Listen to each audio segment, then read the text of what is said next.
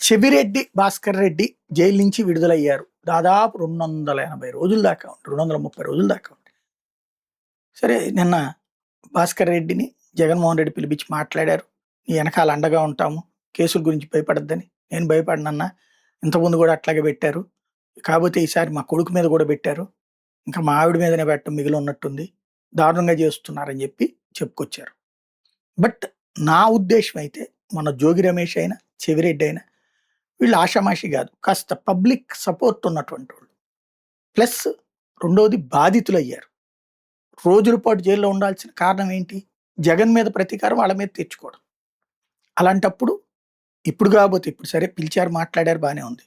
ఇవాళ కాకపోతే రోజు పెట్టుకుని ఏ మధ్యాహ్నమో లేకపోతే పొద్దున్న టిఫిన్కో లేకపోతే సాయంత్రం డిన్నర్కో రాత్రి డిన్నర్కో వాళ్ళ ఇళ్ళకి వెళ్ళి వాళ్ళ కుటుంబ సభ్యులందరితో కలవడం అంటే బాధ్యతగా ఉన్నట్టుంటది. ఆలోచించుకోవాల్సిన అవసరం ఉంది.